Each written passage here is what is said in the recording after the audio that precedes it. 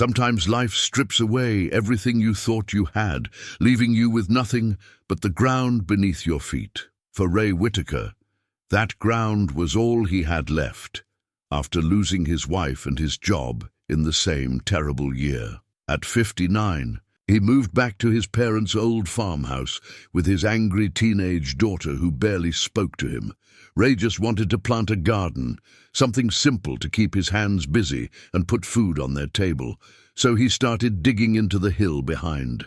The house, his shovel hit something hard. When he cleared away the dirt, he found a skull the size of a car.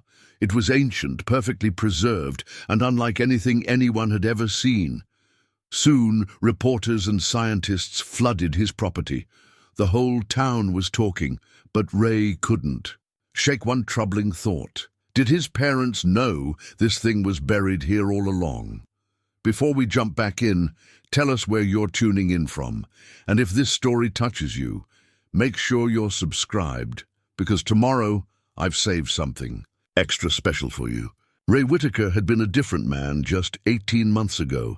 He'd worn steel-toed boots to work every morning at the Millfield manufacturing plant, where he'd supervised the night shift for nearly 20 years. His calloused hands knew every machine in that facility, every sound that meant smooth operation, and every vibration that spelled trouble. The workers respected him because he'd started on the floor himself, working his way up through sweat and reliability rather than politics or paperwork. Those same hands had held his wife Sarah's fingers through 16 weeks of chemotherapy. He'd learned to braid her hair when it started falling out, then helped her pick out scarves when there wasn't enough left to braid. Sarah had been the anchor that kept their small family steady through everything. Emma's difficult teenage years, Ray's father's death, the plant's first round of layoffs that claimed half his crew. "You worry too much," Sarah used to tell him when he'd pace their kitchen at midnight, trying to solve problems that couldn't be fixed with hard work and determination. She'd make him sit at their old oak table, the one her grandmother had left her, and pour coffee that was too strong and somehow exactly what he needed. Some things just have to unfold the way they're meant to, Ray. The irony wasn't lost on him now. Sarah's cancer had unfolded exactly the way it was meant to, taking her from diagnosis to funeral in 8 brutal months. The plant had closed 6 weeks after they buried her, eliminating 300 jobs in a town that couldn't afford to lose 30. Ray had gotten a severance package that sounded generous until he divided it by the bills that kept coming and the mortgage that didn't care about his grief. Emma had been 17 when her mother died, old enough to blame Ray for not being present enough during those final months. She'd screamed at him the night after the funeral, her voice breaking with the weight of accusations that cut deeper because they carried truth. "You were always at work, even when she was dying. You were worried about your stupid job." He'd tried to explain that someone had to keep the insurance, had to maintain the income that paid for Sarah's treatments and Emma's future.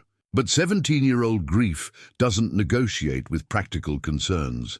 Emma had spent the summer after graduation staying with friends, coming home only when necessary, treating Ray like a stranger who happened to live in her house. The farmhouse, where Ray had grown up, sat on 43 acres outside Millfield, surrounded by rolling hills that had once been productive farmland. His parents had moved to Florida when he was 30, leaving the property to him with the understanding that he'd never actually lived there. It was supposed to be a safety net, something to sell if times got desperate. Times had gotten desperate. House hadn't been maintained in years. Paint peeled from its clapboard siding like old skin, and the front porch sagged under the weight of neglect. Half the shutters hung at angles that spoke of storms weathered without proper care.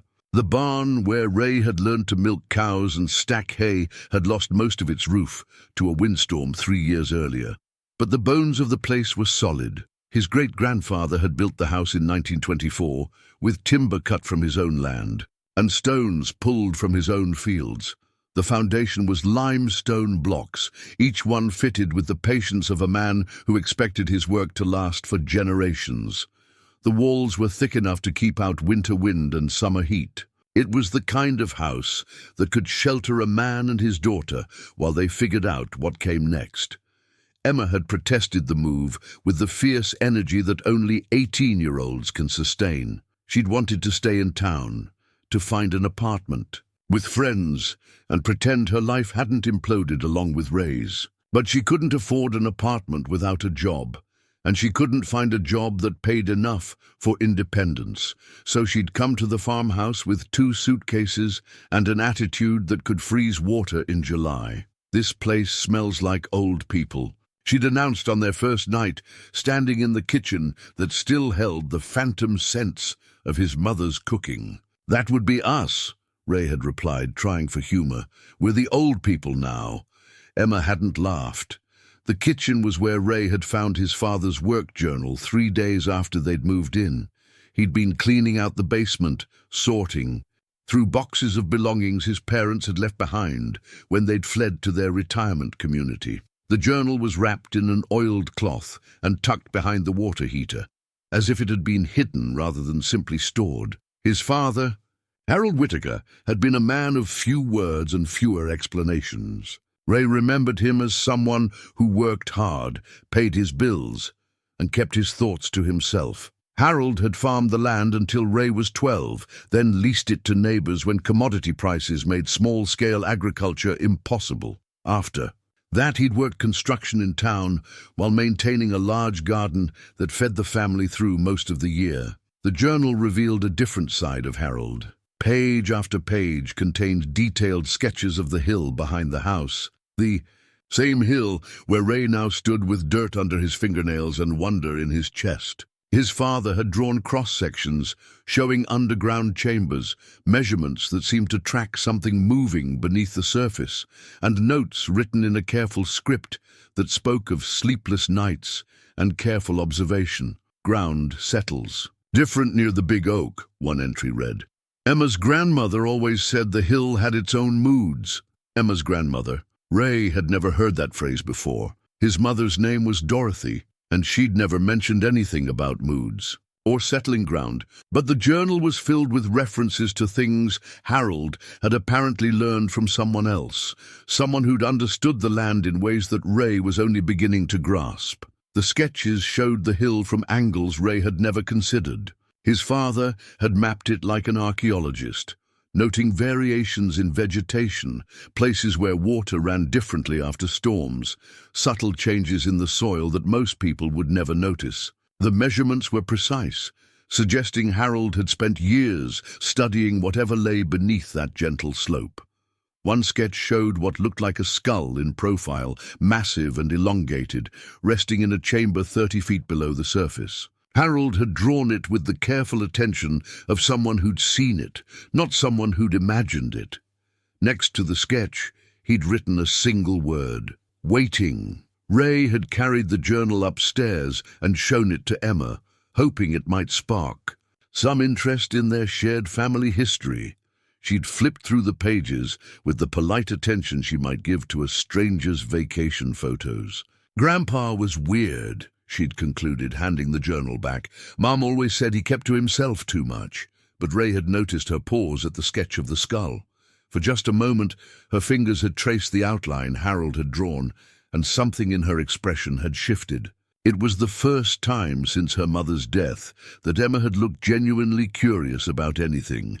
That curiosity had stayed with Ray as he'd walked the hill that evening, comparing the landscape to his father's sketches. The big oak was still there, ancient and spreading, its roots probably reaching deep into whatever chamber Harold had mapped. The ground did feel different near the tree, softer somehow, as if the earth there held secrets it was ready to release. Ray had never been a fanciful man. He believed in hard work, honest dealing, and the kind of practical solutions that came from paying attention to how things actually worked rather than how they were supposed to work. But standing on that hill with his father's journal in his hands, he'd felt something he couldn't easily dismiss. The land was trying to tell him something, and maybe it was time to listen. The idea of a garden had come naturally.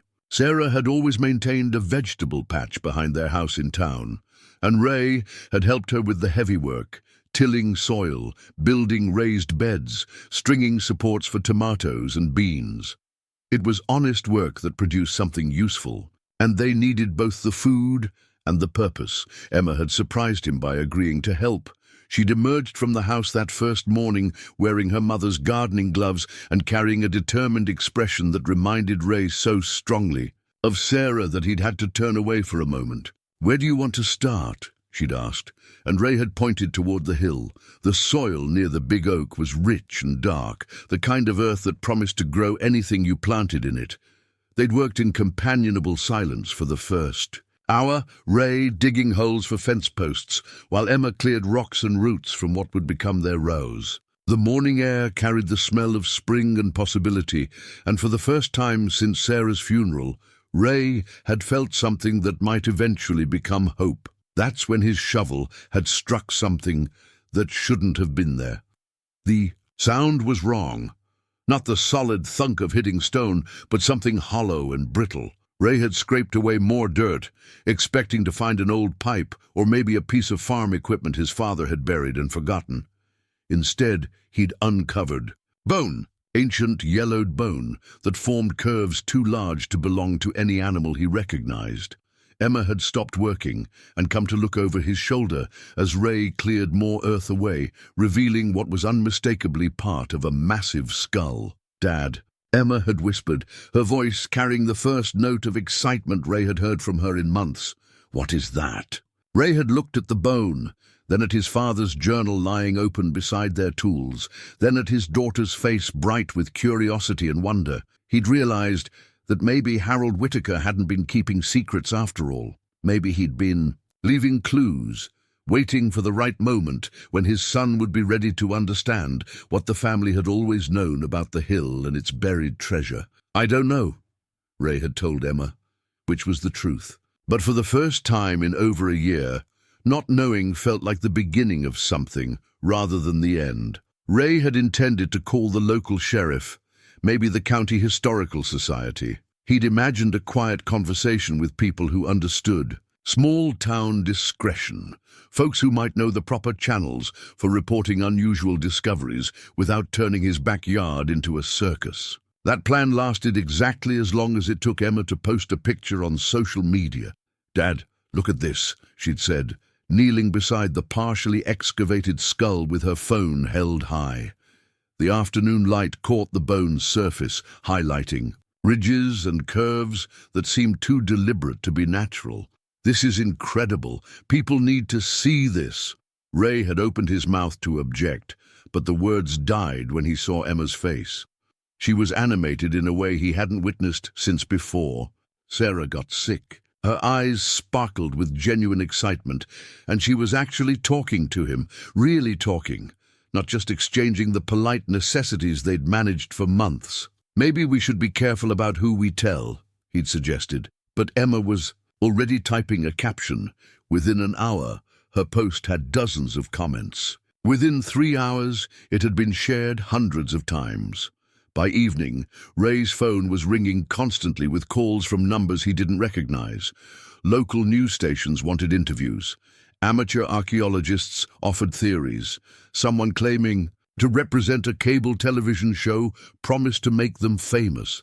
Dr. Amanda Chen arrived the next morning in a dusty SUV packed with equipment Ray couldn't identify.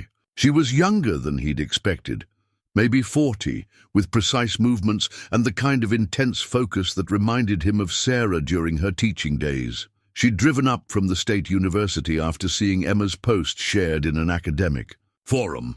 "Mr. Whitaker," she'd said, extending a firm handshake, "I specialize in North American prehistory.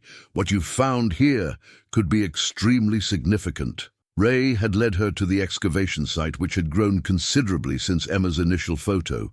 They'd spent the previous evening carefully removing more dirt, revealing that the skull was even larger than their first glimpse had suggested. What Ray had taken for the entire find was apparently just the upper portion of something massive. Dr. Chen had knelt beside the skull with the reverence of someone entering a cathedral. Her hands moved over the exposed bone without quite touching, as if she were reading something written in a language Ray didn't understand.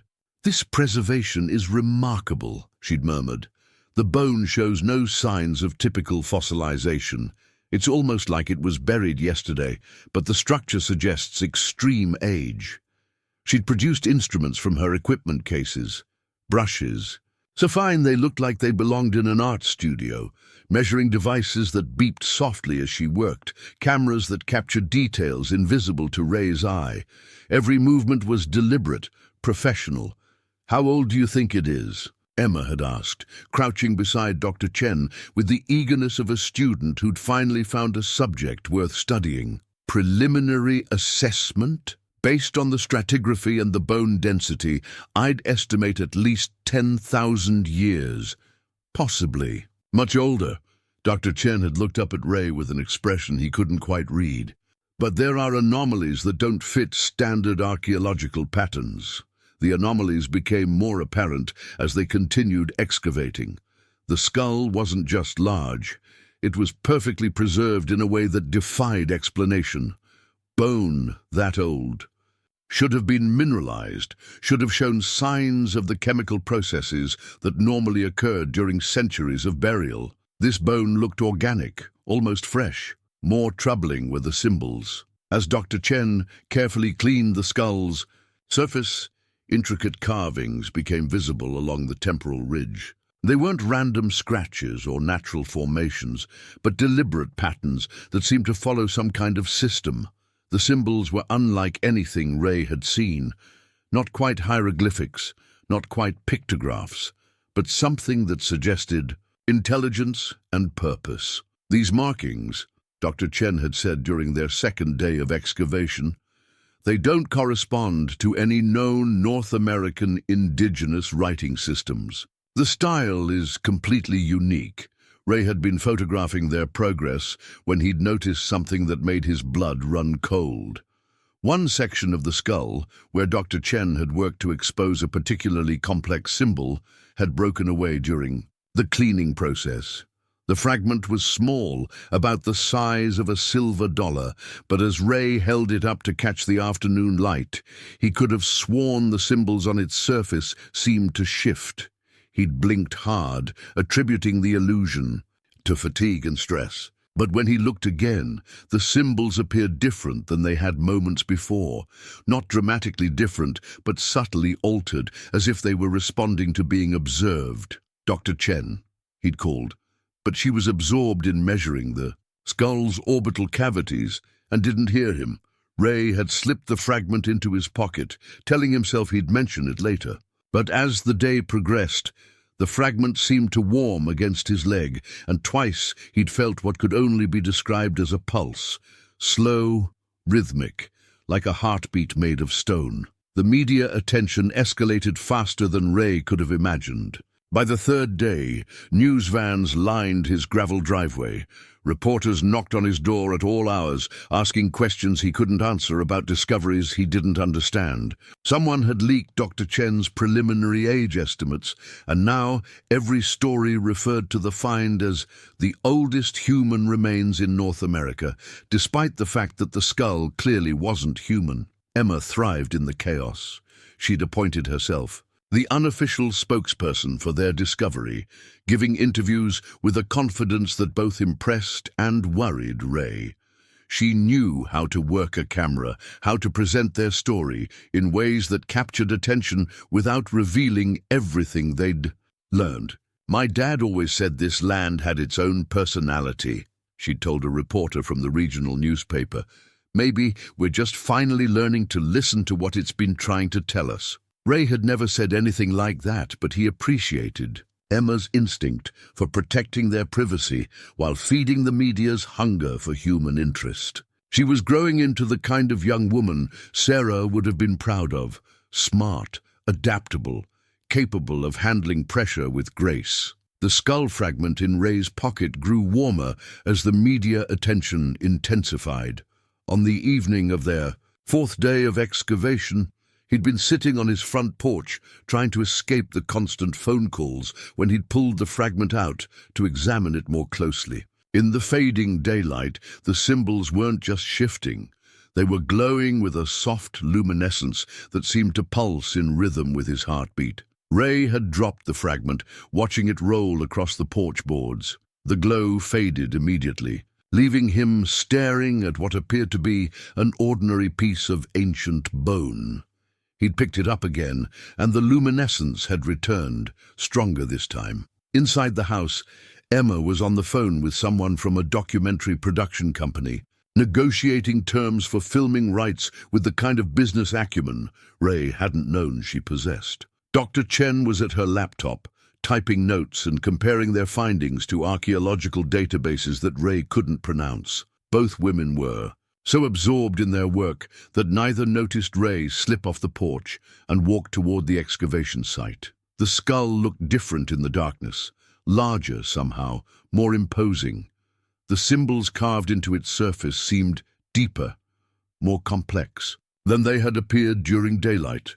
Ray had approached the skull with the fragment in his hand. As he got closer, the fragment's glow intensified, and he began to hear something that might have been wind through the oak tree's branches, or might have been something else entirely. It was a sound like breathing, slow and deep, as if the earth itself was sleeping and dreaming of things too old for memory. He'd knelt beside the skull and held the fragment near one of the carved symbols. The fragment had practically hummed in his palm, and for a moment, just a moment, Ray had felt something vast and patient stirring beneath the ground.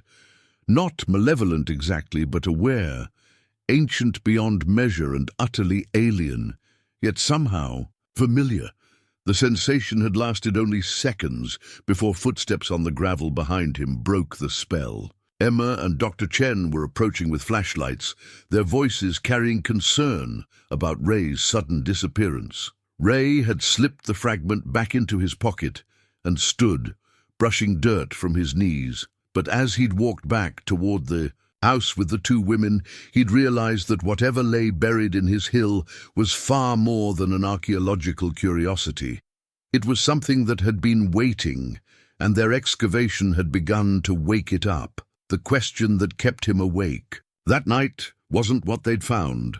The question was what they'd started and whether they were prepared for what came next. The university research team arrived on a Tuesday morning in 3 vehicles that looked more like they belonged to a crime scene investigation than an archaeological dig. Dr. Chen had called in favors, she explained, bringing specialists in geology, linguistics, and forensic anthropology. Ray watched from his kitchen window as they unloaded equipment that hummed and beeped and measured things he'd never considered measuring. "They're very thorough," Emma observed, standing beside him with a cup of coffee that had gone cold in her hands. She'd been up most of the night reading academic papers Dr. Chen had shared, trying to understand the technical aspects of their discovery. Ray nodded, but his attention was on the fragment in his pocket. It had been warm since dawn, pulsing with that strange rhythm that seemed to match his heartbeat. He'd tried leaving it in his bedroom, but the pull to carry it was too strong to ignore. It wanted to be near the skull, and Ray was finding it increasingly difficult to argue with that desire. The media circus had grown as well. News vans now occupied both sides of his country road, and reporters approached anyone who looked like they might live nearby. Ray's neighbor, Mrs. Hartley, had started charging $5 for interviews about what she remembered of the Whitaker family, and her stories grew more elaborate with each telling. "Always knew there was something strange about that hill," she told a television crew the previous evening.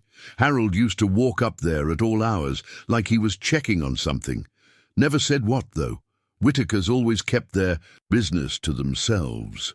Ray had tried to dismiss Mrs. Hartley's claims as the kind of dramatic embellishment that sold newspapers. But that morning, he'd found Emma in the attic, going through boxes of belongings his parents had left behind. She'd been searching for something specific, her movements purposeful, in a way that reminded him of Sarah when she'd been researching lesson plans. "Dad," Emma had called when she heard his footsteps on the attic stairs. "Look at this." She'd been sitting on the floor, surrounded by photograph albums, letters, and documents that Ray hadn't looked at since his parents moved to Florida. In her hands was a collection of letters tied with a faded blue ribbon, letters in Sarah's handwriting, addressed to Emma. "Mom wrote these before she died," Emma said, her voice carefully controlled. "Mrs. Patterson at the post office gave them to me yesterday. Mom had arranged for them to be delivered. If something specific happened..." Ray felt his chest tighten. Sarah had always been a planner, someone who prepared for contingencies he preferred not to consider. But the idea that she'd anticipated this moment, that she'd somehow known Emma would need guidance Ray couldn't provide, left him feeling both grateful and inadequate. "What do they say?" he asked, settling onto the dusty floor beside his daughter. Emma handed him one of the letters, already opened. Sarah's familiar handwriting covered both sides of the paper in the neat script she'd used for grading student essays. Ray's eyes found the crucial passage halfway down the first page. "Emma, sweetheart, if you're reading this, then the family secret your father never told you about has finally surfaced. The Whitakers have been guardians of something important for more generations than anyone remembers. Your dad doesn't know the whole story because his parents protected him from it, just like their parents protected them. But you're different, honey. You have the sensitivity that skips generations, the ability to understand what others can only fear." Ray read the paragraph twice before the words fully registered. Sarah had known about the skull, about the family's connection to whatever lay buried in the hill. She'd known, and she'd never told him. "There are more," Emma said quietly, watching his face. "She explains things. About great-grandfather's diary, about why the family never sold this land even when money was tight, about why I've always been able to sense things other people miss." Ray thought about Emma's reaction to the skull fragment, the way she'd traced Harold's sketches with recognition rather than curiosity. He thought about her confidence with the media, as if she'd been preparing for this attention her entire life without knowing it. "Your mother never said anything to me about family secrets," he said finally. "She says she wanted to, but your parents made her promise. They thought if you didn't know, you'd never have to carry the responsibility." Emma's voice carried a mixture of sympathy and frustration. "But Mom knew I'd need to know eventually. The research team's equipment had been running for 3 days. When Dr. Chen requested a private meeting, she'd found Ray in the barn, where he'd been trying to repair machinery that had been broken when they'd moved in. Working with his hands helped him think, and he needed to think about Sarah's letters and what they might mean for Emma's future. "The preliminary results are unusual," Dr. Chen said without preamble. She'd lost some of her professional composure over the past week, and Ray noticed dark circles under her eyes that suggested she'd been sleeping as poorly as he had. "Unusual how?" "The bone is organic, not fossilized, not mineralized. It should have decayed completely after 10,000 years of burial, but it's preserved as if it were buried yesterday. The carbon dating results are inconsistent across different sections of the skull, which should be impossible." Dr. Chen sat on an overturned crate, her laptop balanced on her knees. "There's more. The symbols carved into the bone show evidence of tool use that doesn't match any known technology from the supposed time period. The precision suggests metal tools, possibly even machine cutting, but we're talking about marks that predate metallurgy in North America by thousands of years." Ray felt the fragment pulse in his pocket. "What does that mean?" "Honestly, it means either our dating methods are completely wrong, or we're looking at something that challenges our understanding of prehistoric technology." Dr. Chen met his eyes. "There's something else. The geological survey results came back this morning. The skull isn't the only anomaly down there." She turned her laptop screen toward him, showing what looked like a 3-dimensional map of the hill. Ray could see the skull's location marked in red, but there were other markers as well. Blue dots scattered throughout the underground area, forming a pattern he didn't understand. Ground-penetrating radar shows multiple objects buried at various depths throughout this entire hillside. Some are as deep as 50 feet. The pattern suggests deliberate placement rather than random burial. Ray studied the screen, thinking about Harold's journal and its careful measurements. His father hadn't just known about the skull. He'd been mapping an entire underground complex. How many objects? At least 30 that we can identify clearly, possibly more. Dr. Chen closed the laptop. Mr. Whitaker, I think your family has been sitting on one of the most significant archaeological sites in North America. This could rewrite our understanding of prehistoric civilization on this continent. That evening, Ray found Emma in kitchen reading another of Sarah's letters. She looked up when he entered, and he saw something in her expression that hadn't been there before, a gravity that seemed older than her 18 years. Mum says I have to decide, Emma said, whether to let the scientists study everything they've found, or whether to protect what the family has been protecting all these years. What do you think we should do? Emma was quiet for a long moment, her fingers tracing the edges of Sarah's letter. I think, she said finally, that we need to understand what we're protecting before we can decide whether it needs protecting. Ray pulled the skull fragment from his pocket and placed it on the kitchen table between them. In the lamplight, its symbols glowed softly, pulsing in rhythm with something deeper than heartbeat. Then we'd better start learning fast, he said. Ray found his grandfather's compass in a wooden box tucked behind Christmas decorations that hadn't been used since his childhood. The compass was brass, worn smooth by decades of handling, with an ornate face that showed not just cardinal directions, but astronomical symbols Ray couldn't identify. He'd remembered it from childhood visits, his grandfather carrying it on walks through the woods, consulting it with the seriousness other men reserved for pocket watches. What Ray hadn't remembered was that the compass needle never pointed north. He'd discovered this peculiarity while standing in the attic, holding the compass level and watching its needle swing inexorably toward the hill behind the house. No matter which direction he faced, no matter how he turned or tilted the device, the needle pointed toward the excavation site with unwavering certainty. That's impossible, Emma had said when he showed her, but her voice carried excitement rather than skepticism.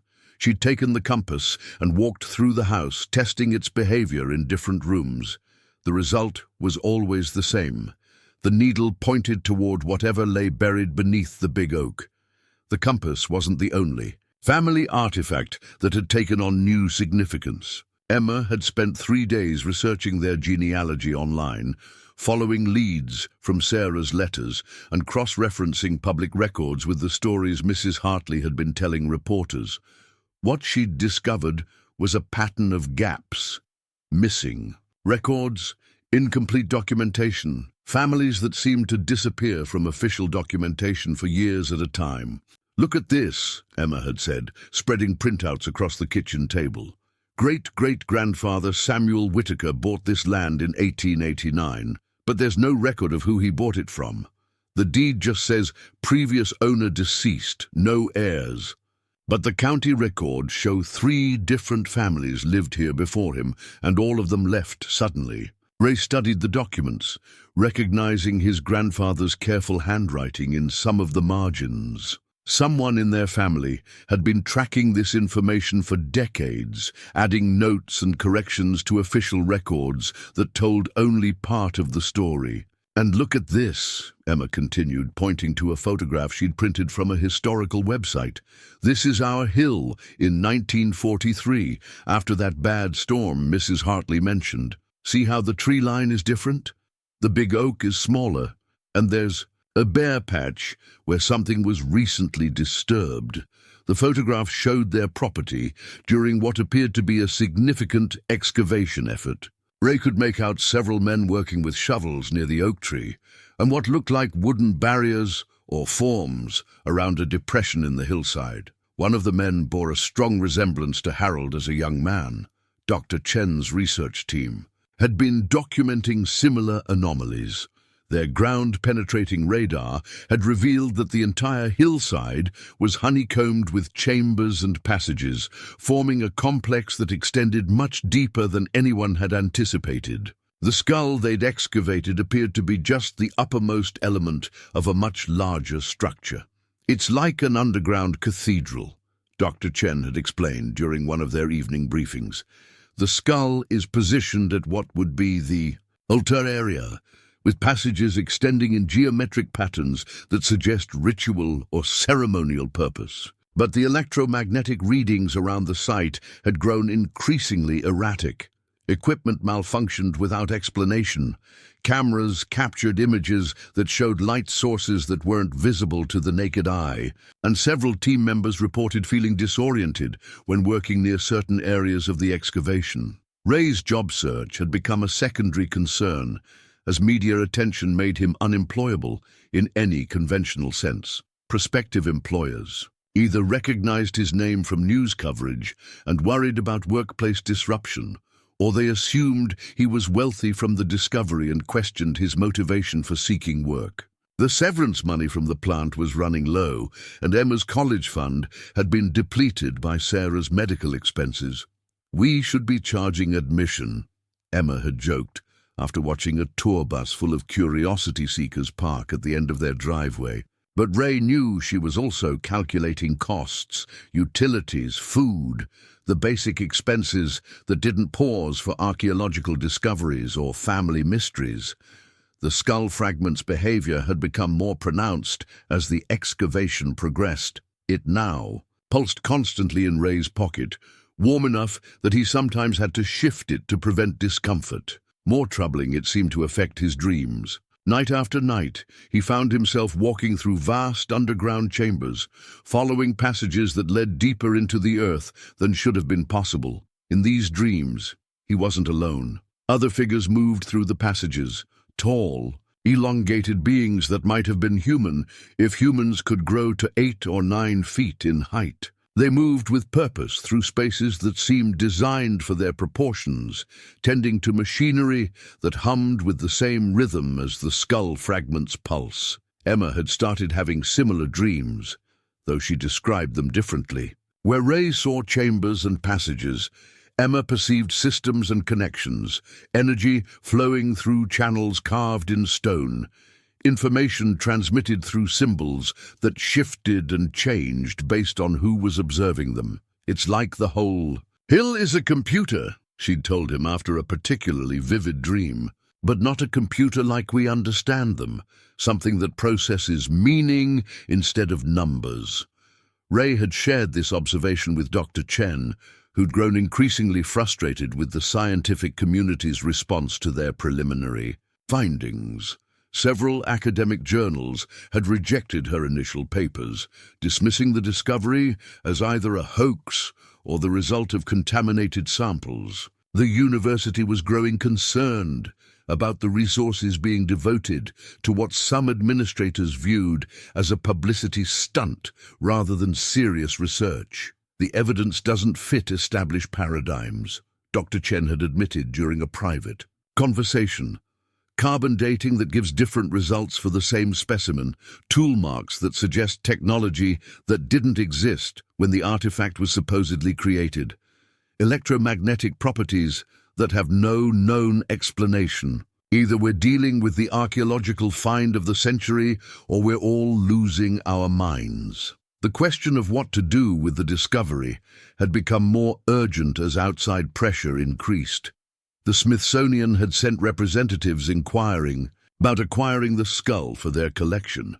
Private collectors had made increasingly generous offers for exclusive access. Documentary producers promised fame and financial compensation in exchange for filming rights that would turn the family's story into entertainment. Emma had handled these negotiations with a shrewdness that continued to surprise Ray.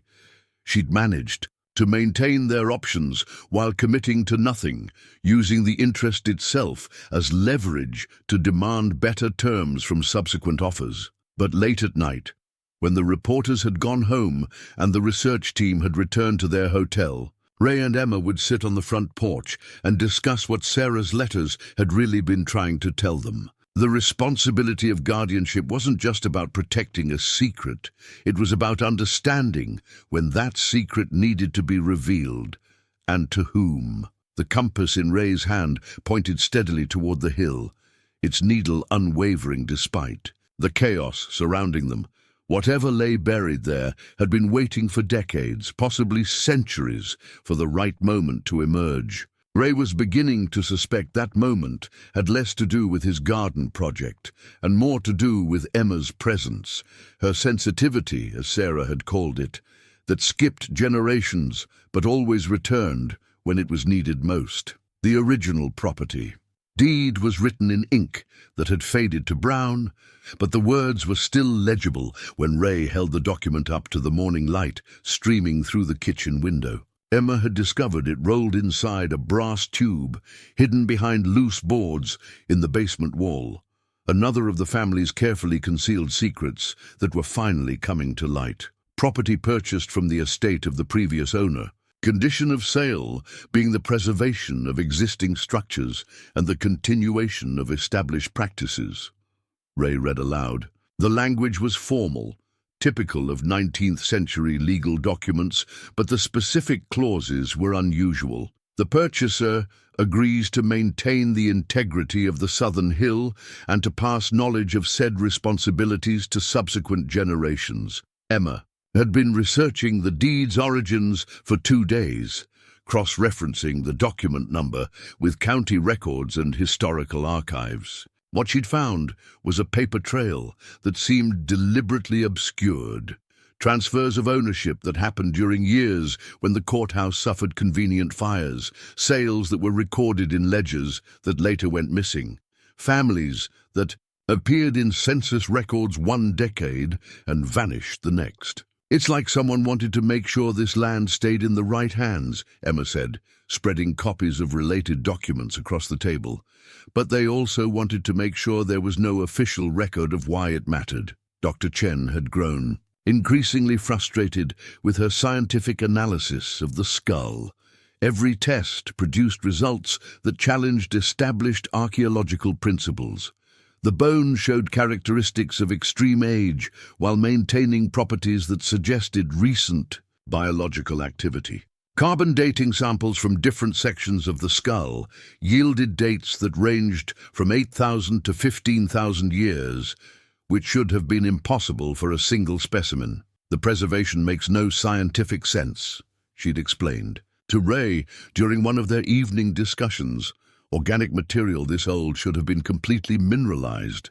But this bone has retained enough organic compounds that it's still producing cellular activity at the microscopic level. What Dr. Chen couldn't explain, she'd finally admitted, was how the skull seemed to be responding to their presence. Instruments, placed near the excavation site, registered electromagnetic fluctuations that correlated with human activity in the area. The skull appeared to be more active when people were nearby, as if their attention somehow energized whatever processes were still occurring within the ancient bone. Ray's dreams had grown more vivid and more disturbing as the excavation progressed. Each night, he found himself walking through underground chambers that felt increasingly familiar, following passages that led deeper into a complex that seemed to extend for miles beneath the hill. In these dreams, he wasn't just observing the tall beings who moved through the chambers. He was beginning to understand their purpose. They were tending to something vast and patient, something that had been waiting in the depths for longer than human civilization had existed. The machinery they operated wasn't mechanical in any sense, Ray recognized, but organic and flowing, like the inside of some enormous organism. The beings themselves moved with the careful attention of gardeners or caretakers, maintaining systems that had been running since before the last ice age. Emma's dreams were different but complementary. Where Ray saw physical structures and beings, Emma perceived information and intention. The symbols carved into the skull weren't just decorative, they were part of a communication system that conveyed meaning through resonance and harmony rather than linear language. "It's trying to teach us something," Emma had said after a particularly intense dream. "Not words or facts, but a way of understanding that we don't normally use, like learning to see with your ears or hear with your skin." The dreams weren't the only indication that their excavation had activated something previously dormant. Animals in the area had begun behaving strangely, avoiding the hill entirely or moving through the area with an urgency that suggested fear. Mrs. Hartley reported that her chickens had stopped laying eggs, and Ray's nearest neighbor mentioned that his cattle refused to graze in the pasture adjacent to Ray's property. More concerning were the effects on sensitive electronic equipment. The research team's instruments required constant recalibration, and several pieces of equipment had failed entirely after being exposed to the electromagnetic fields surrounding the excavation. Dr. Chen's laptop had crashed 3 times, losing data that had been backed up multiple times. Ray's own phone had started receiving calls from numbers that didn't exist, area codes that weren't assigned to any geographic region, caller ID displays that showed symbols instead of names. When he answered these calls, he heard what sounded like wind moving through vast spaces, sometimes accompanied by sounds that might have been voices speaking in languages no human throat could produce. The financial pressures hadn't diminished despite the media attention. If anything, the constant stream of visitors and researchers had increased their expenses while making it impossible for Ray to pursue conventional employment. The discovery had made them famous, but not wealthy, and Emma's college fund remained depleted. Several museums had made formal offers to purchase the skull, with figures that would solve their immediate financial problems and secure Emma's educational future. The largest offer had come from a private collector in Switzerland who claimed to represent a consortium interested in preserving humanity's hidden heritage. Emma had been the one to recognize the danger in these offers. "They don't want to study it," she'd observed after reviewing the legal documents. "They want to own it.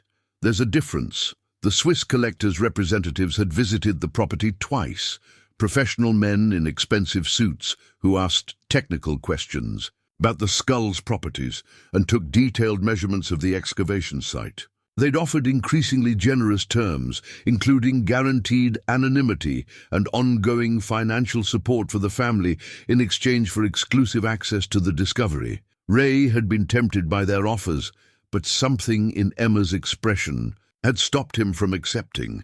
She'd developed an instinct for reading people's intentions that reminded him of Sarah's ability to see through polite facades to underlying motivations. "They already know what this is," Emma had said after the representatives left following their second visit.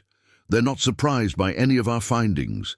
They were expecting this discovery." That realization had led Emma to research the collectors themselves, using techniques she'd learned from investigating their family history. What she'd found was a network of wealthy individuals who seemed to specialize in acquiring artifacts that mainstream archaeology couldn't explain. Objects that challenged conventional understanding of human history and technological development. "It's like they're collecting pieces of a puzzle," Emma had told Ray, "and they think our skull is one of the most important pieces." The question that kept Ray awake at night wasn't whether to sell the skull, it was whether they had the right to sell something that might not belong to them. The deed's language about preservation of existing structures and continuation of established practices suggested that his family's role was that of caretakers rather than owners. But caretakers of what and for whom? The dream suggested that whatever lay buried in the hill was far more than an archaeological curiosity. It was part of a system that spanned continents and centuries, left behind by beings who had understood forces that modern science was only beginning to recognize. As Ray sat in his kitchen holding the faded deed, he realized that his father's journal hadn't been documenting a discovery at all. It had been documenting a responsibility that had passed from generation to generation, waiting for the moment when the guardians would need to become something more.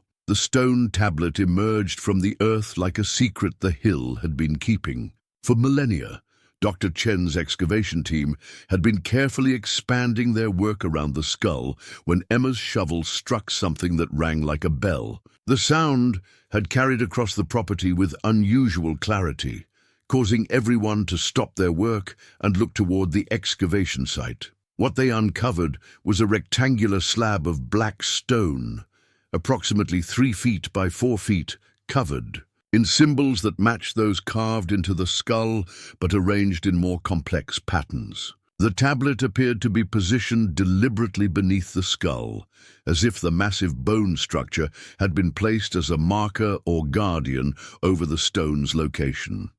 Dr. Chen had summoned a linguistics expert from the university, Dr. Marcus Webb, a specialist in ancient writing systems who'd arrived with equipment that could map and analyze the tablet's inscriptions in unprecedented detail. Webb was a thin, intense man in his 60s who approached ancient languages with the fervor of someone decoding messages from gods.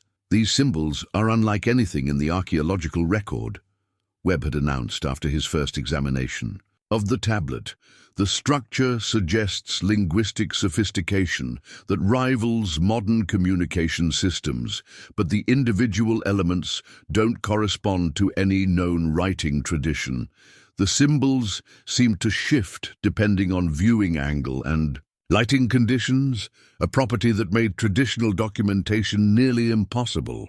Photographs captured different arrangements than what observers saw with their naked eyes, and digital scans produced results that varied between attempts." Emma had been the first to suggest that the symbols weren't static representations but dynamic elements that conveyed meaning through change rather than fixed form. Her art classes in high school had included studies of optical illusions and perceptual psychology, concepts that proved surprisingly relevant to understanding the tablet's properties. "What if they're not trying to show us something specific?" she'd proposed during one of their evening discussions. "What if they're trying to show us how to see differently?" Ray's dreams had intensified after the tablet's discovery. Each night brought more detailed visions of the underground chambers, but now he could see the connections between different areas of the complex. The passages weren't random tunnels, but carefully engineered conduits that channeled energy from deep within the earth to surface locations marked by structures like the skull. The tall beings in his dreams worked with instruments that seemed to grow from the stone itself, organic tools that responded to intention rather than physical manipulation. They moved through the chambers with purpose that suggested they were maintaining something vast and intricate, a system that spanned continents and connected sites that wouldn't be discovered by human archaeologists for thousands of years. What disturbed Ray most about these dreams was his growing sense that they weren't entirely dreams. The knowledge he gained during sleep translated into waking understanding of the excavation site's layout and properties. He found himself able to predict where the research team would find anomalies, and his suggestions for expanding their search consistently led to significant discoveries. Emma's connection to the site had become even more pronounced. She could sense electromagnetic fluctuations before the instruments detected them, and her presence seemed to calm the erratic behavior that plagued sensitive equipment. Dr. Chen had begun consulting with Emma before making major decisions about the excavation, recognizing that the young woman's intuitive understanding of the site exceeded what conventional analysis could provide. The tablet's translation proved more challenging than anyone had anticipated. Dr. Webb had spent 2 weeks attempting to decode the symbols using traditional linguistic analysis, but every approach yielded contradictory results. The symbols seemed to represent concepts rather than words, but concepts for which human language had no equivalent terms. "It's like trying to translate music into mathematics," Webb had explained to Ray during one of his increasingly frequent consultation visits. "The structure is obviously sophisticated, but it operates on principles that don't correspond to how we normally process information."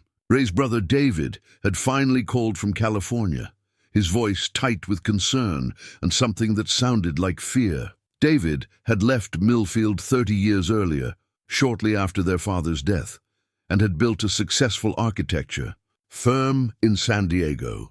Ray had always assumed David's departure was motivated by ambition and opportunity, but the phone call suggested different reasons. "You need to stop what you're doing, Ray," David had said without preamble. "Dad made me promise to tell you if anything like this ever happened. The family has responsibilities, but they also have limits." Ray had pressed for details, but David's explanations were frustratingly vague.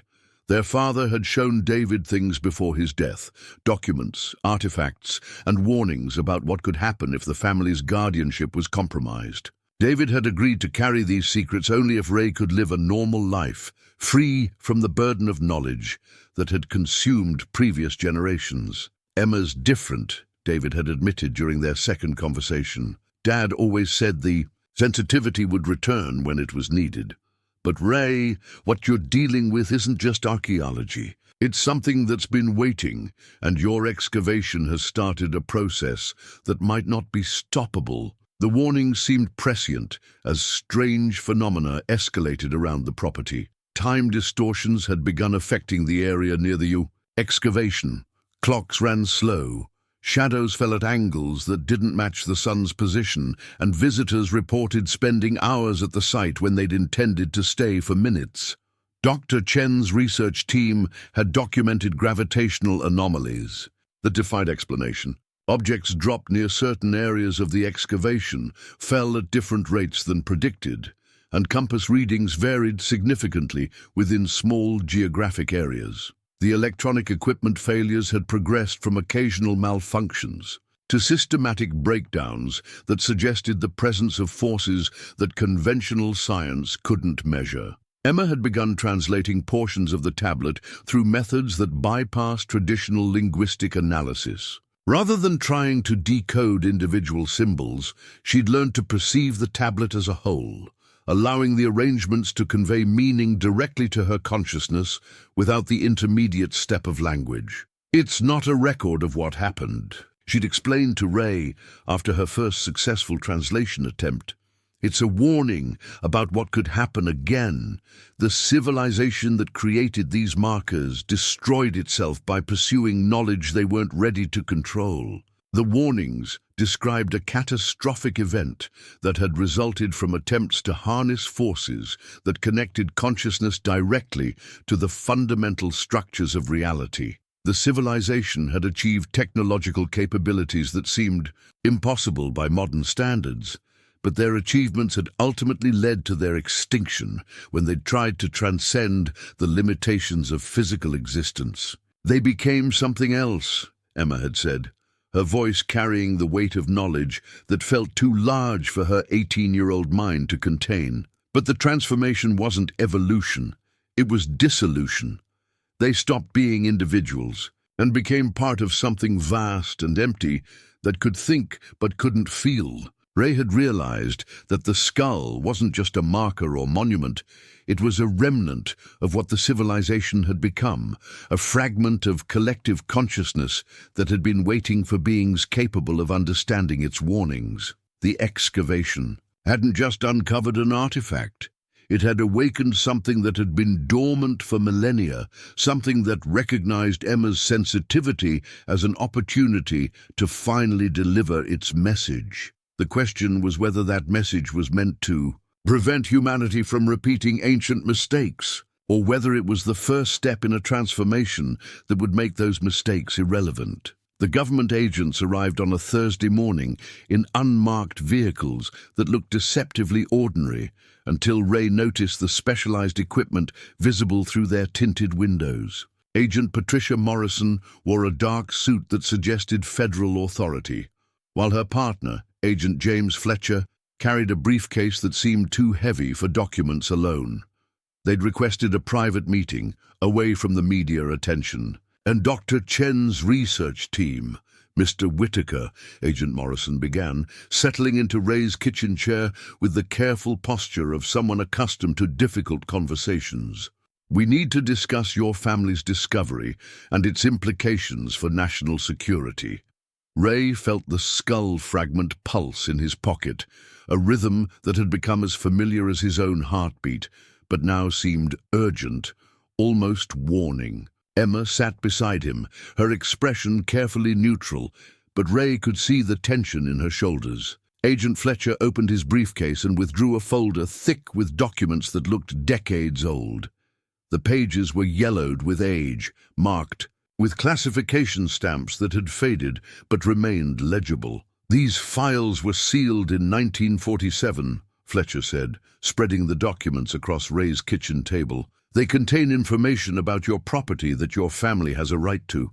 No, the first document was an aerial survey photograph dated August 15, 1943, showing Ray's property during what appeared to be a military operation. Heavy equipment was visible near the hill, along with numerous personnel and temporary structures that suggested a significant excavation effort. Ray recognized the terrain, but the scale of activity depicted in the photograph was far beyond anything he'd imagined. Operation Deep Survey, Agent Morrison explained.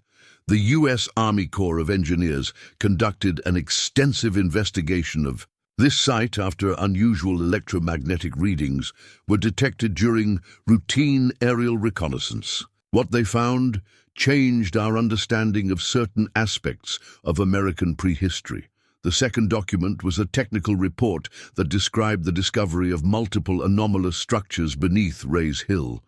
The language was dense with military and terminology and scientific jargon, but the conclusions were clear. The site contained artifacts of unknown origin that demonstrated technological capabilities beyond anything in the archaeological record.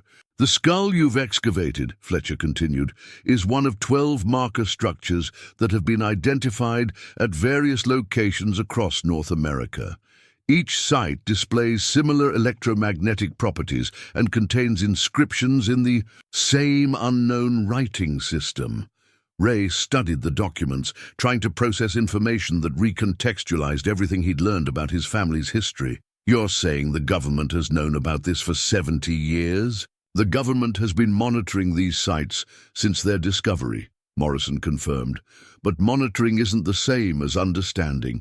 The technology and knowledge required to properly study these artifacts didn't exist in 1943, and frankly, it barely exists today. Emma leaned forward, her voice carrying the intensity that Ray had learned to recognize when she was processing complex information. What happened to the other sites?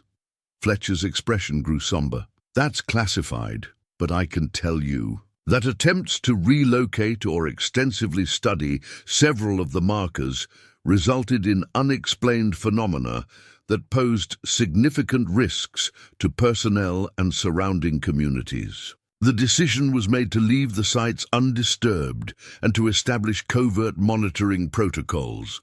The third document was a contract dated September 3, 1947, bearing the signature of Ray's grandfather, Samuel Whitaker.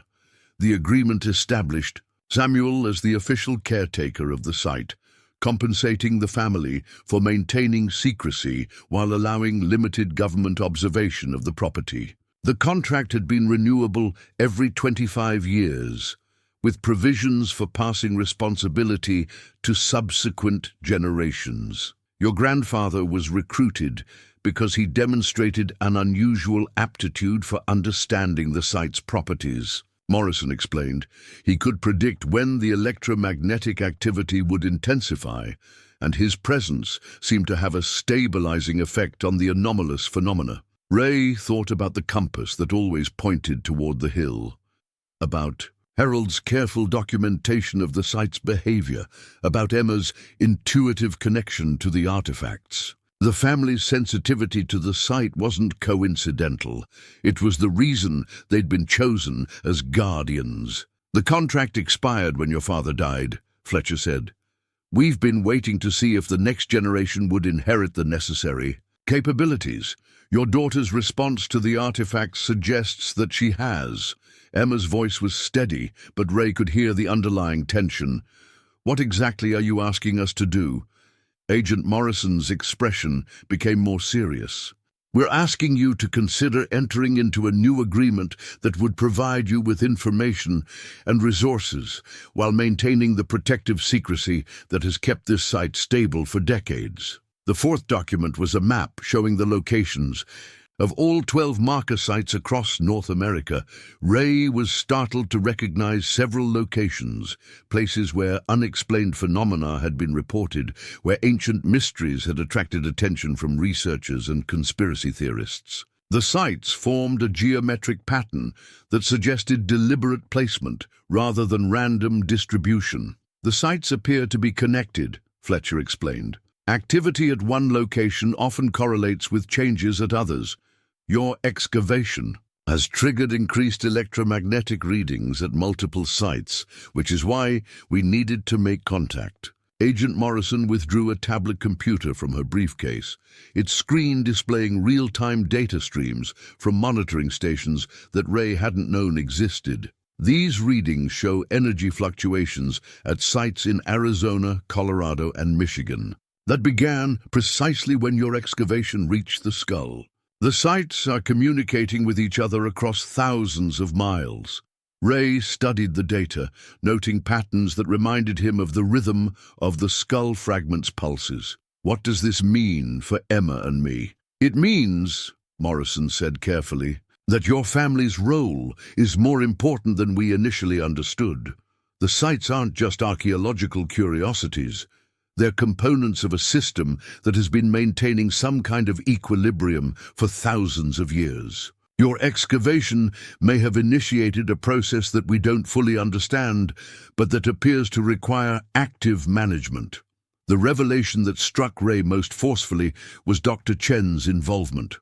According to the government files, she wasn't just a university researcher who had responded to Emma's social media post. She was part of an academic consortium that had been studying the marker sites for decades, funded through classified research grants and operating under the supervision of federal oversight committees. Dr. Chen's team has been waiting for an opportunity to study an active site under controlled conditions, Fletcher admitted.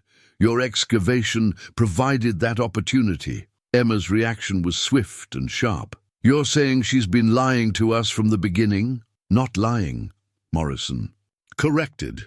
"Operating under restrictions that we imposed for the security of the project and the safety of your family. The full truth about these sites is potentially dangerous information." The final document in Agent Fletcher's briefcase was a proposed new contract that would formalize Ray and Emma's role as guardians, while providing them with access to decades of accumulated research about the marker sites. The financial compensation was substantial, enough to secure Emma's education and provide Ray with lifetime security. But the restrictions were comprehensive. They would need to limit public access to the site, coordinate all research activities through government-approved channels, and accept permanent monitoring of the property. Most significantly, Emma would be required to undergo training that would develop her sensitivity to the site's properties while teaching her to manage the psychological effects of prolonged exposure to the artifacts. "The choice is yours, Agent," Morrison said, gathering the documents back into Fletcher's briefcase. "But I should warn you that the activation of the site network means that maintaining the status quo is no longer an option. The system is responding to your presence, and that response will continue whether or not you choose to work with us." As the agents prepared to leave, Fletcher paused at the kitchen door. "There's one more thing you should know. The sites aren't just markers or monuments left by an extinct civilization. Based on our research, we believe they're components of a containment system, something designed to keep certain forces dormant. Your excavation may have compromised that containment." Ray felt the skull fragment pulse with unusual intensity, and for a moment he could have sworn he heard something like wind moving through vast underground spaces. Emma's face had gone pale, and Ray realized she was receiving impressions from the artifact that she wasn't sharing aloud. After the agents left, Ray and Emma sat in the kitchen, looking at the contact information Agent Morrison had provided. The decision they faced wasn't just about money or secrecy. It was about accepting responsibility for something that might determine whether ancient warnings remained unheeded or whether humanity would have the chance to learn from mistakes that had destroyed a civilization far more advanced than their own. The skull fragment in Ray's pocket had grown warm enough to be uncomfortable, and Emma was staring at the hill with an expression that suggested she was seeing something invisible. To Ray's eyes, whatever process their excavation had initiated was accelerating, and the time for passive guardianship was rapidly coming to an end. Ray found Sarah's final recording on her old phone while searching through a box of belongings he'd packed away. After her funeral, the device had been turned off for over a year, its battery long dead, but when he plugged it into the charger, it activated with the familiar chime that transported him back to evenings when Sarah would sit in their kitchen, recording voice memos to help organize her lesson plans. This recording was different. The timestamp showed it had been created 3 days before Sarah died, during a period when she'd been too weak to leave her hospital bed. Her voice was thin but determined, carrying the careful enunciation of someone who understood the importance of every word. "Ray, my darling," Sarah's recorded voice filled the kitchen where he sat with Emma beside him. "If you're hearing this, then the family secret has finally surfaced, and you're going to need help understanding what Emma is capable of." Emma's grip on Ray's hand tightened as Sarah's voice continued. "I've known about the Whitaker family's connection to the hill since before we were married. Your mother told me during our engagement, thinking I had a right to know what I was accepting by joining your family. But Ray, what she didn't tell you, what none of them told you, was why the responsibility passes through certain bloodlines." Recording paused, and Ray could hear the soft beeping of hospital equipment in the background. When Sarah spoke again, her voice carried the weight of knowledge she'd protected for decades. "Emma inherited something from my side of the family, something that skips generations and only appears when it's needed.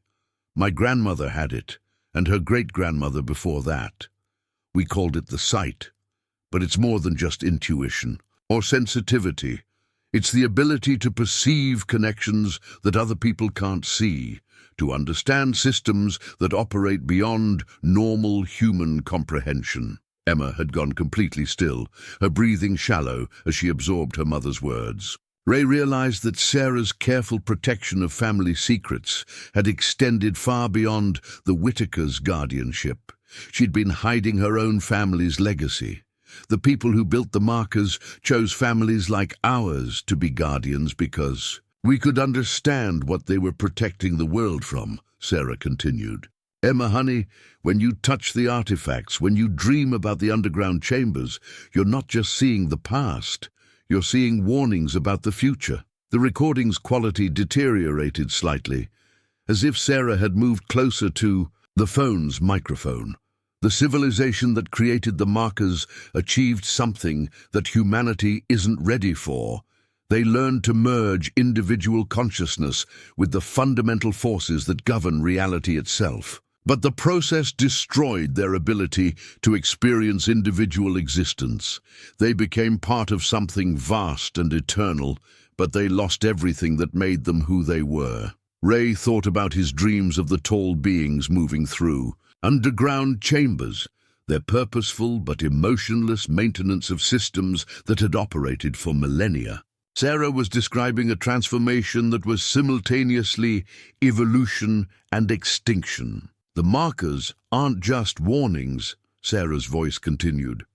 "They're components of a containment system designed to prevent other civilizations from making the same mistake. But Emma, the system requires active guardianship from beings who can understand both the temptation and the danger of transcendence." Emma's voice was barely audible when she finally spoke. "Mom knew I would have to choose. The choice isn't whether to accept responsibility," Sarah's recording clarified, as if she'd anticipated Emma's response. "The choice is whether to trust in the wisdom of those who came before us, or whether to believe that humanity can succeed where others failed.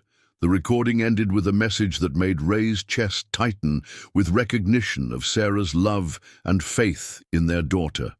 "Emma, you have the strength to carry this burden, and you have your father's practical wisdom to keep you grounded. But remember, sweetheart, the greatest danger isn't in the power itself, but in believing that you're strong enough to control it alone." Dr. Chen arrived at the house 3 hours after Ray and Emma finished listening to Sarah's recording. Her usual professional composure was gone, replaced by an urgency that immediately put Ray on alert. She carried a laptop displaying data streams that showed electromagnetic readings from multiple locations across North America. "The government monitors are detecting coordinated activity at all 12 marker sites," she said without preamble, setting her laptop on Ray's kitchen table. "Activity that began increasing exponentially 6 hours ago. The data showed energy signatures that pulsed in complex patterns, suggesting communication or coordination between sites separated by thousands of miles." Ray recognized the rhythm. It matched the pulse of the skull fragment in his pocket, but amplified to a scale that encompassed the continent. "There's more," Dr. Chen continued. "The Swiss collectors I mentioned earlier aren't just private antiquities dealers. According to Agent Morrison, they're part of an international consortium that has been acquiring artifacts from marker sites for decades, believing they can reverse engineer the technology for their own purposes." Emma's expression sharpened with understanding. "They're trying to recreate what destroyed the original civilization." "Worse," Dr. Chen replied. "They're trying to combine fragments from multiple sites, believing that integration will allow them to control the transcendence process. But according to the government's research, combining artifacts from different markers would destabilize the entire containment system." Ray felt a chill that had nothing to do with the evening air coming through the kitchen windows. What would that mean? Based on the tablet translations Emma has provided, it would trigger a cascade failure that would expose humanity to the same forces that consumed the marker builders. But instead of a gradual transformation over generations, it would happen all at once, across the entire planet. Dr. Chen's laptop chimed with an incoming message that made her face go pale. "They're here," she said simply. "The consortiums. Representatives are en route to this location with equipment designed to extract and transport the skull and tablet. They have legal authority through shell companies and government connections that we can't challenge through normal channels." Emma stood from the table with a determination that reminded Ray powerfully of Sarah during her most decisive moments. "How long do we have?" "Maybe 6 hours, Dr. Chen replied. "But Emma, there's something else. The activation of the marker network means that your psychic connection to the system is strengthening. Attempts to physically remove the artifacts could cause you psychological damage or worse." Ray realized that the choice Sarah had described in her recording was no longer theoretical. Emma would need to decide whether to trust the warnings of an extinct civilization or to risk everything on the possibility that humanity could master forces that had proven too dangerous for beings far more advanced than themselves. The skull fragment had become uncomfortably warm in Ray's pocket, and the pulsing rhythm had accelerated to match his elevated heart rate. More disturbing, he was beginning to hear whispers in languages that human vocal cords couldn't produce, voices that seemed to emerge from the earth itself, speaking words that bypassed his ears and communicated directly with something deeper than conscious thought. Emma was experiencing something similar, but more intense. Her eyes had taken on a distant quality that suggested she was perceiving information that existed beyond normal sensory input. When she spoke, her voice carried harmonics that seemed to resonate with the electromagnetic fields surrounding the property.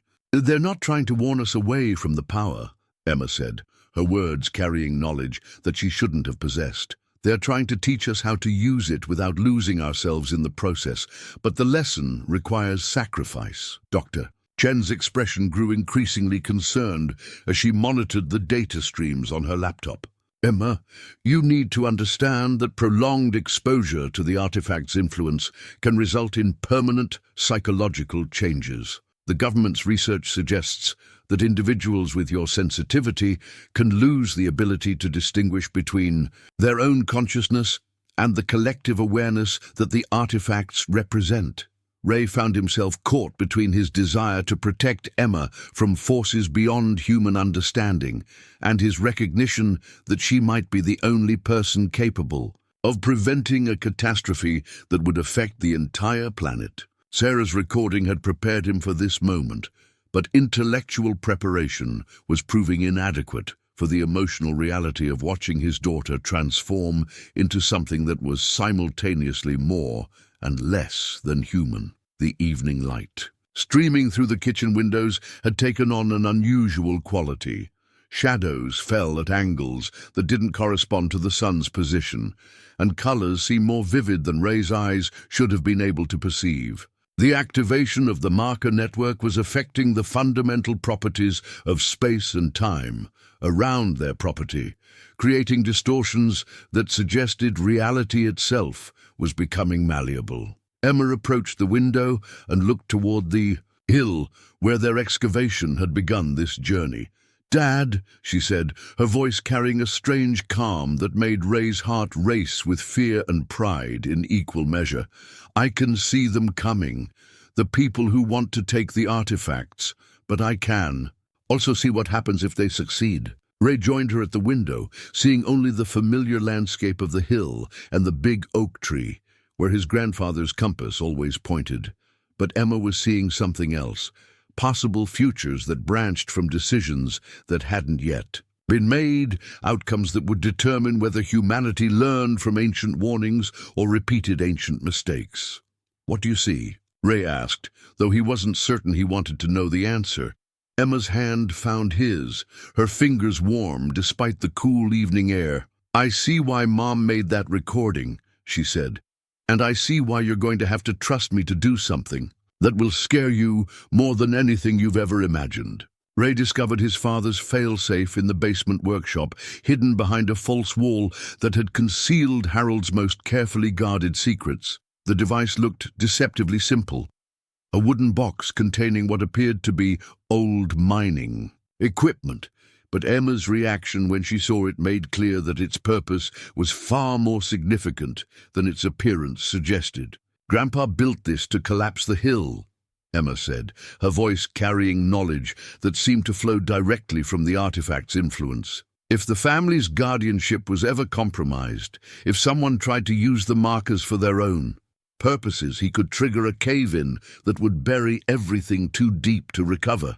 Ray examined the device more closely, recognizing components that Harold had salvaged from his years working construction, dynamite that had been carefully maintained despite its age, a timer mechanism that could be set for delays ranging from minutes to hours, and wiring that led to charges positioned throughout the underground complex that Ray was only now beginning to understand.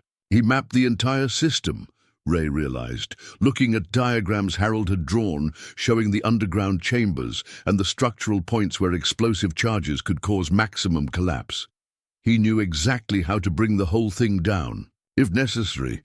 Emma's psychic connection to the site had grown stronger as the evening progressed, allowing her to perceive details that normal observation couldn't reveal. She could sense the locations of Harold's hidden charges, feel the tension in the underground chambers that supported the hill's structure, and understand the devastating effectiveness of her grandfather's emergency plan. The sound of vehicles approaching on the country road broke through Ray's concentration. Dr. Chen had positioned herself at the front window, monitoring the arrival of what appeared to be a convoy of black SUVs and equipment trucks that looked more like a military operation than an archaeological expedition. "They're not here to negotiate," Dr. Chen observed, her voice tight with concern. "The equipment they're unloading looks like it's designed for rapid extraction rather than careful excavation." Emma moved to join Dr. Chen at the window, her expression showing none of the fear that Ray felt building in his chest. Instead, she displayed the kind of focused determination that Sarah had possessed during her most challenging moments as a teacher, a quiet strength that could face impossible situations. Without wavering, "Dad," Emma said, her voice carrying harmonics that seemed to resonate with the electromagnetic field surrounding their property, "I need you to know that what I'm about to do isn't dangerous in the way you think it is. The real danger is in not doing it." Ray watched as men in expensive suits began setting up sophisticated equipment around the excavation site, their movements coordinated with military precision. These weren't archaeologists or researchers. They were specialists in acquisition and extraction, people who had come to claim artifacts that had been protected by his family for generations. Emma's connection to the underground chambers allowed her to perceive the ancient consciousness that resided within the skull, not the individual awareness of a single being, but the collective memory of an entire civilization that had transcended individual existence while retaining the wisdom to warn others against following the same path. "The consciousness isn't trying to possess me," Emma explained, her words carrying understanding that seemed to flow directly from contact with forces beyond human experience. "It's trying to teach me how to become a bridge between what they were and what we could become, but without losing what makes us human." Ray realized that the choice Emma faced wasn't between accepting or rejecting the ancient power, but between learning to channel it responsibly or watching others use it destructively.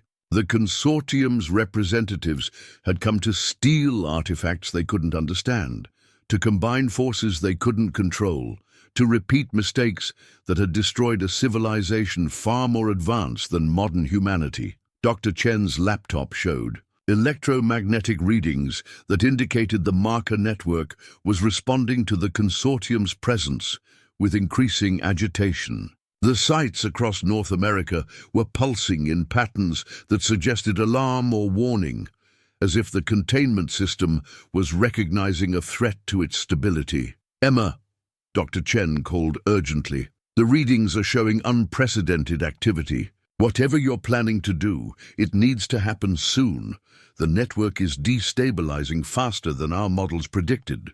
Emma approached Ray with an expression that combined Sarah's compassion with a wisdom that seemed far older than her 18 years. "Dad, I need you to understand that the choice isn't between using Grandpa's detonator or finding another way. The choice is between trusting me to do what the markers have been training me to do or watching the world face consequences that will make individual survival meaningless." Ray looked at the detonator in his hands, then at his daughter's face, illuminated by the strange light that had been growing stronger around their property as the evening progressed.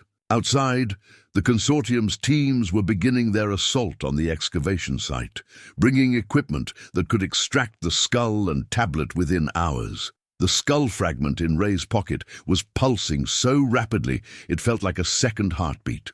And Emma's eyes had begun to show flecks of the same luminescence that the artifacts displayed in darkness. The transformation Sarah had warned about in her recording was beginning, and Ray had to decide whether to trust in his daughter's strength or to trigger Harold's failsafe and bury the secret forever. "What do you need me to do?" Ray asked, making the choice that Sarah had known he would make when the moment came to trust Emma with forces that could reshape the world. Emma's abilities manifested with a beauty that took Ray's breath away. Standing beside the excavated skull, his daughter raised her hands and began to weave patterns in the air that left trails of crystalline light, forming geometric structures that seemed to exist in dimensions beyond normal perception. The ancient consciousness within the markers was teaching her to create something that had never existed before, a bridge between transcendent awareness and individual humanity. "I can see how they did it," Emma said, her voice carrying harmonics that made the air around them shimmer. "But I can also see how to do it differently. They tried to become the power itself. I'm going to become the container that holds it safely. The crystalline device that formed in Emma's hands was unlike anything in human experience, yet somehow familiar to Ray, as if he'd been dreaming of its creation his entire life without realizing it. It pulsed with the same rhythm as the skull fragment in his pocket, but where the fragment felt ancient and patient, Emma's creation felt alive with possibility and hope. The consortium's teams had breached the property perimeter, their equipment casting harsh spotlights across the excavation site. Ray could see Dr. Webb among them, the linguistics expert who had supposedly been helping translate the tablet, along with the Swiss representatives who had made increasingly aggressive offers. For the artifacts, the academic consortium was never about research, Dr. Chen realized, her voice heavy with betrayal and anger. They've been mapping these sites for decades, waiting for someone like Emma to activate the network so they could harvest the accumulated energy from all 12 locations. Emma's sealing process required her to sacrifice her psychic connection to the markers, but Ray understood now that this wasn't a loss, it was a transformation. Rather than being consumed by forces too vast for individual consciousness to contain, Emma was learning to channel that power through structures that preserved her humanity while protecting the world from its dangerous potential. The ancient consciousness communicated with Emma through methods that bypassed language entirely, showing her how the marker builders had failed by trying to merge completely with the cosmic forces they'd discovered. Their transcendence had become dissolution.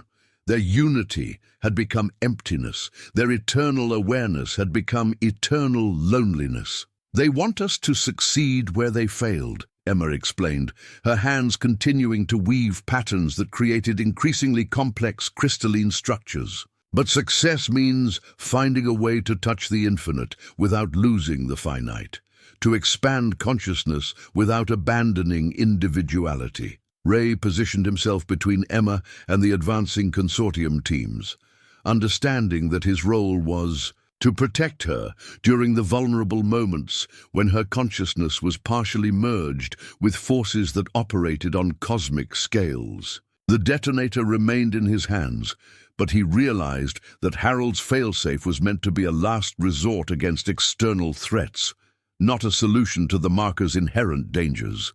The skull fragment in Ray's pocket had grown uncomfortably hot, but rather than remove it, he allowed it to remain against his body.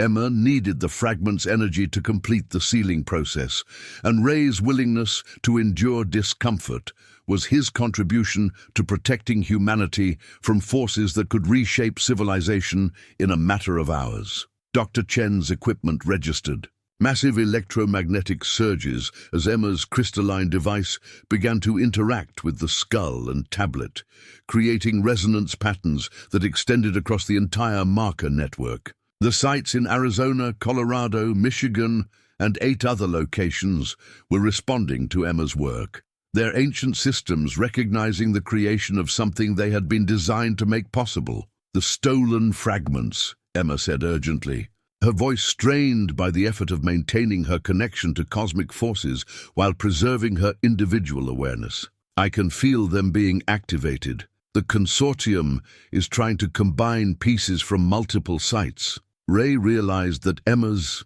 sealing process needed to neutralize not just their local artifacts, but the stolen fragments being used in experiments across the globe. The crystalline device she was creating would have to project its influence through the marker network, reaching sites and artifacts that were thousands of miles away. The physical strain of channeling forces meant to operate on geological timescales was visible in Emma's face, but Ray could see that she was drawing strength from sources beyond her individual reserves. Sarah's love, Harold's dedication, generations of family guardianship, all of these were flowing through Emma as she worked to complete a process that would determine humanity's future relationship with powers that could elevate or destroy entire civilizations. The consortium teams reached the excavation site just as Emma's crystalline device achieved critical resonance with the marker network. Ray heard Dr. Webb shouting orders about extraction procedures, saw specialized equipment being aimed at the skull and tablet, felt the moment when external interference began to destabilize the delicate balance Emma was maintaining between transcendent power and human consciousness. "Dad," Emma said, her voice carrying the weight of cosmic responsibility and individual love in equal measure, "I need you to choose. Trust me to finish this, or use Grandpa's detonator to stop everyone, including me." Ray looked at his daughter's face, illuminated by crystalline light that seemed to contain the hopes and dreams of every human being who had ever looked up at the stars and wondered what else was possible. He thought about Sarah's faith, Harold's preparation, and the moment when trust becomes the only choice that allows love to triumph over fear. Emma's success in sealing the skull and neutralizing the stolen fragments worldwide created a ripple effect that Ray felt in his bones before he understood it intellectually. The crystalline device she had created pulsed once with brilliant light, then dissolved into sparkles that seemed to rain upward, carrying with them the urgent electromagnetic signatures that had been building across the marker network for weeks. Tutti. Sudden silence was profound. Equipment that had been humming and beeping for days went quiet.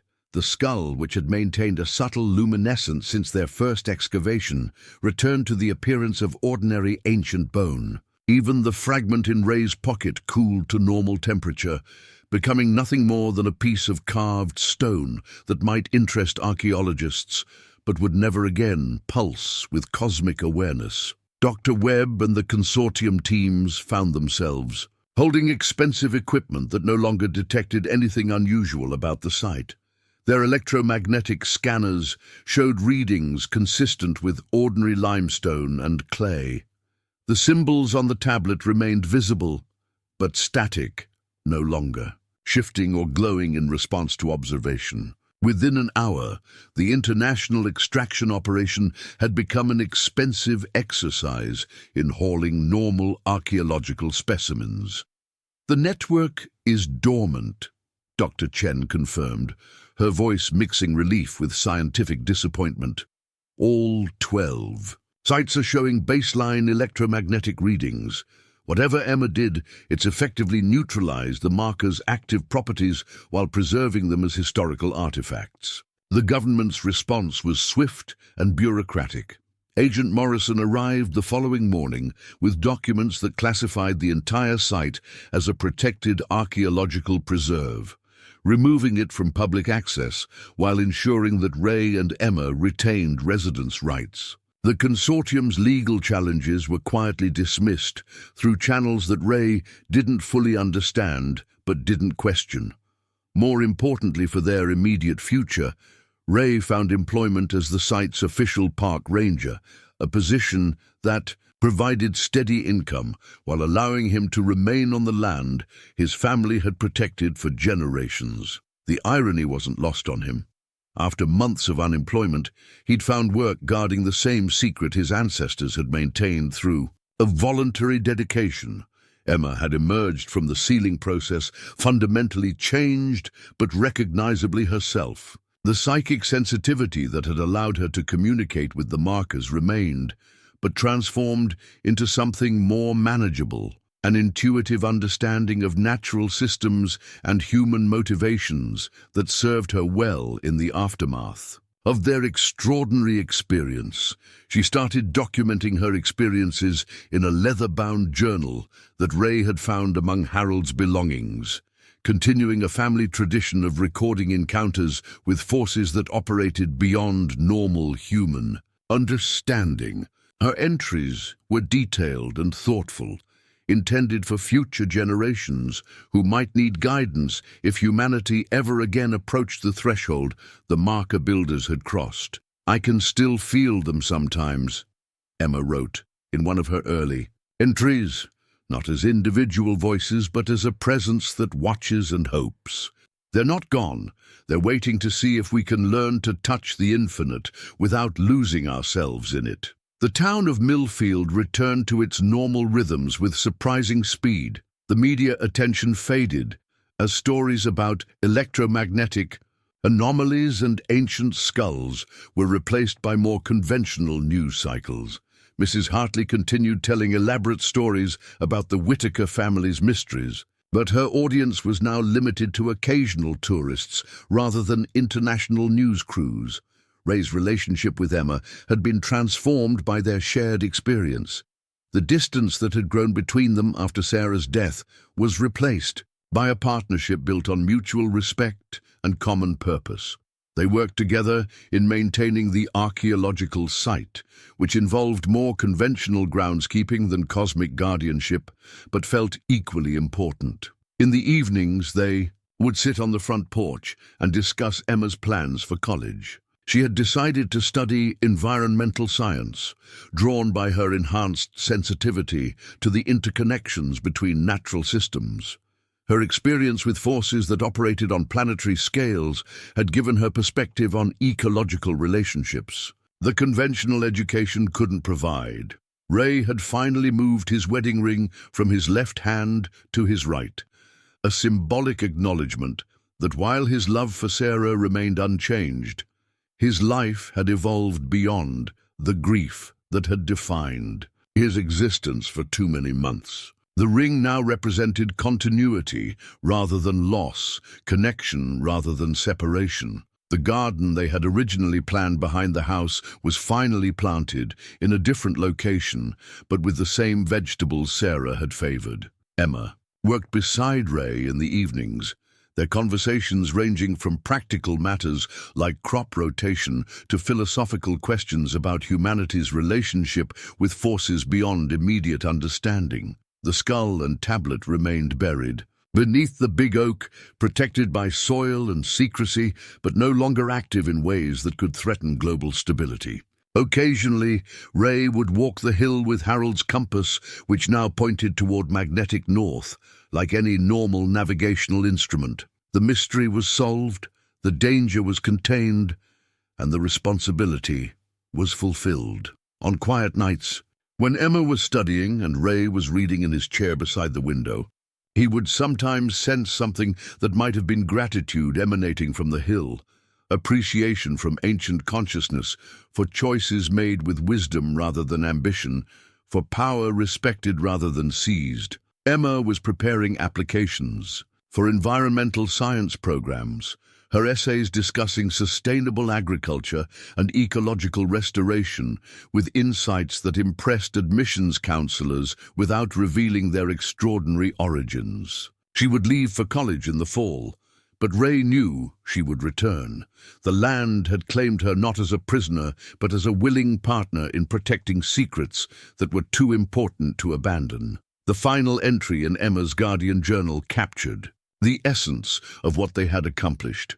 We learned that the greatest power is sometimes the power to say no. No to transcendence without wisdom. No to knowledge without responsibility. No to the infinite at the cost of everything finite and precious that makes us human. Ray closed the journal and looked out at the hill, peaceful in the afternoon sunlight, where his daughter had chosen love over transformation, wisdom over power, and the future over the abyss.